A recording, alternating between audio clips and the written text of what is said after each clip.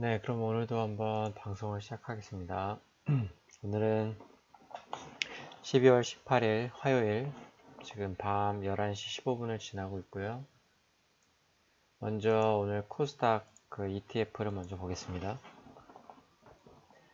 자, 보면은 오늘 이 가운데 라인에서 지금 계속 왔다 갔다 하고 있죠. 그래서 아직까지는 이제 이걸 뚫어내면서 상승으로의 흐름이 아직 나타나지 않아서 아직은 관망입니다. 그리고 오늘 개별주 보겠습니다.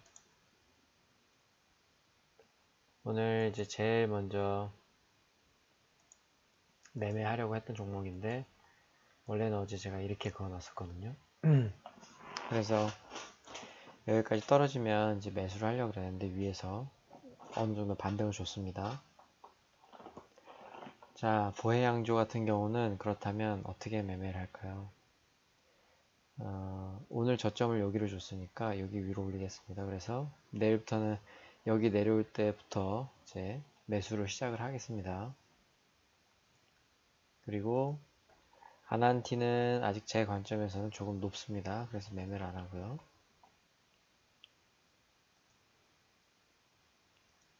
그래서 보해양조는 내일 여기서부터 매매를 한다.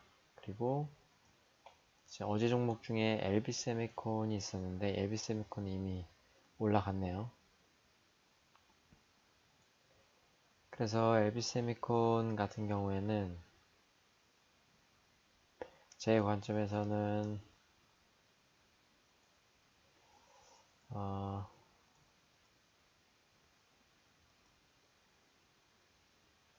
일단 조금 더 내려와야 될 것 같습니다. 그래서 우선은 여기를 한번 4,400원 라인을 보겠습니다. 그래서 내일 4,400원 라인부터 이제 매수를 하겠습니다.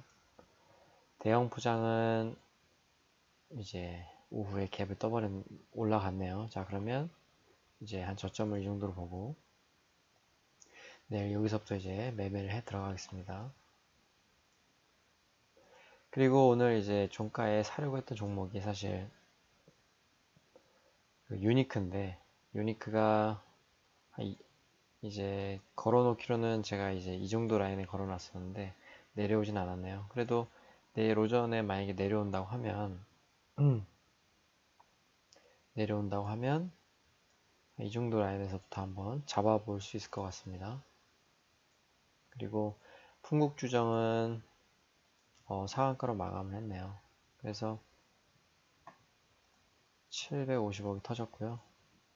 근데 제 관점에서는 좀 높아서 이 종목은 이 종목은 한 이 정도까지도 축 내려와야지 할 것 같습니다. 제 관점에서는 아직 좀 높은 것 같습니다.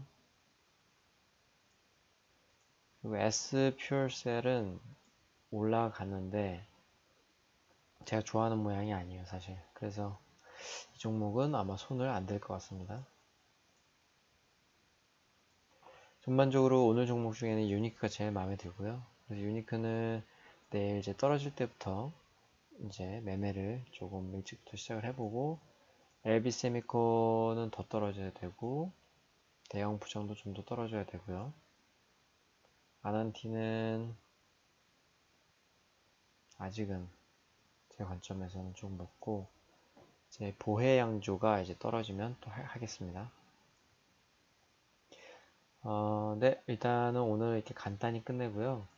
코스닥 레버리지를 이제 생각을 좀 바꿔봤는데 그리고 또 그 하나가 있습니다. 뭐가 있냐면 코스닥 레버리지 같은 경우에는 일단 정말 단기로 이제 가려고 생각을 하고 있습니다. 왜냐하면 정말 단기로 해서도 그 단기로 이제 1년에 한 10% 정도 목표를 하고요.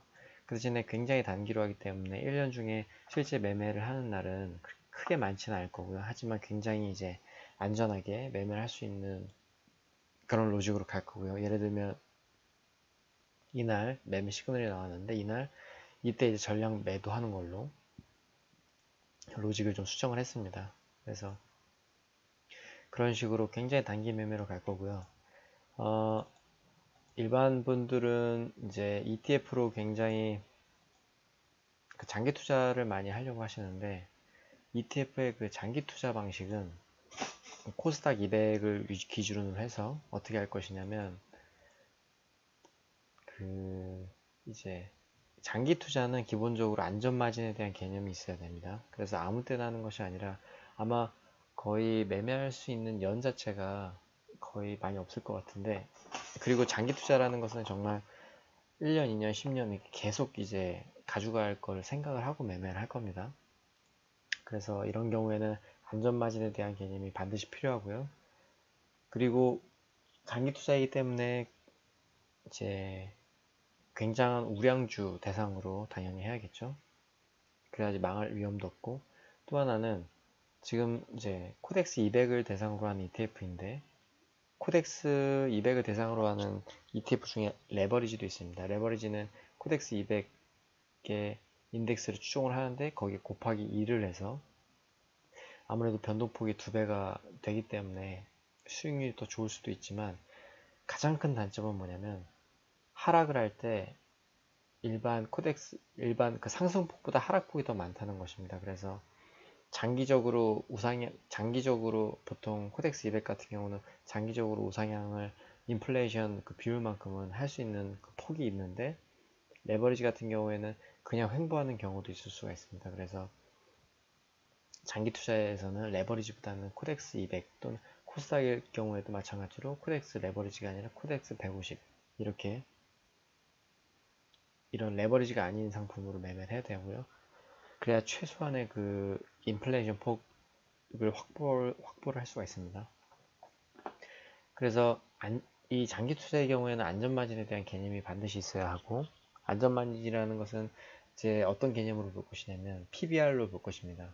PBR은 결국 이 장부 가치를 말하는 것인데, 지금 당장 이걸 현금화해서 다 판다고 했을 때 가격이 어느 정도인지를 나타내는 수치입니다. 그래서 현재 장부 가치를 1이라고 봤을 때 이제 코덱스 200의 위치가 그 장부 가치에 딱 맞는 가격이라고 하면 PBR 수치 1에 맞는 가격이 와 있는 거고요. 만약에 현재 가격이 PBR 1.1 수준이라면 장부 가치 대비 10% 정도 고평가되어 있다고 보시면 됩니다. 그 보통 우리나라 그 코덱스 200 같은 그 코스피 200 지수, 코스피 200 지수 같은 경우에는 우리나라의 그 프리미엄이 상대적으로 낮습니다. 왜냐하면 북한 리스크라든지 이제 여러 가지 리스크가 있기 때문에 상대적으로 저평가되는 이제 경향이 있고요. 그러다 보니까 PBR이 1.1, 1.2 수준인데도 더 이상 2 이상, 2, 3 이렇게 올라가지 못하는 그런 경우가 많습니다. 그래서 PBR은 상대적으로 낮게 잡아야 되고, 그렇다면 이제 과거에 이제 서브프라임 모기지라든지 또는 그런 어떤 IMF라든지 그런 위기 상황일 때 이 코스피 200이 장부 가치 어느 정도 수준까지 내려왔나를 보면 한 0.8까지도 내려가곤 합니다. 하지만 이제 보통 때 같은 경우는 한 0.9 정도가 거의 저선이라고 생각을 되고 굉장히 안전한 레벨이라고 생각을 합니다. 그래서 저는 코덱스 200의 그 장기 투자 전략은 PBR 0.9 이하에서 매집을 해나가는 것으로 하고, 매도는 이제 올라가면서 이제 10% 1.0 정도 수준 또는 10% 정도 또는 5% 정도 수준까지는 이제 전체 물량의 한 3분의 1 또는 반씩 팔고 0.9 아래로 내려오면 매집을 해서 1.0, 1.1 넘어가는 수준에서는 이제 어느 정도 놔뒀다가 파는 그런 식으로 이제 할 거고요. 매도 같은 경우에는 그 아무래도 시장 상황이라든지 거시경제 또는 그 여러 나라의 어떤 정치적인 그런 역학들을 고려를 안 할 수가 없습니다. 근데 당분간 0.9 이하에서 매집을 하더라도 당분간은 단기적으로 이제 매도를 할 것인데, 그 이유는 단기적으로 저희 그 나라의 어떤 성장률이 상승할 또는 어떤 성장률이 증가할 모멘텀이 현재로서는 없기 때문에, 그래서 장기적으로 크게 코스피 200이 증가할 가능성이 적기 때문에 이제 단기적으로 이제 매도를 위로 올라오면 할 거고요. 그래서 0.9 수준에서 매수를 할 건데, 지금 현재 제가 26,000 현재 수준이 거의 0.9 수준입니다. 그래서 이제 내일 이제 어느 정도 자금을 다 놓으면 안 되고요. 0.9에서 한번, 그 다음에 0.85에서 한번, 0.8 이렇게 0.5 단위로 이제 몇 번씩 매수를 할 분할을 매수를 할 건데, 이제 여기에는 자금이 좀 크게 들어가도 되고요. 그래서 내일 이제 오전에 한 이 정도 라인, 지금 가격과 이 검은색 라인 정도에서 한 4분의 1 정도 또는 3분의 1까지도 들어갈 수 있을 것 같습니다. 그래서 장기 투자에 대한 내용도 같이 추가를 해서 이제 앞으로는 하겠습니다. 네, 이상입니다.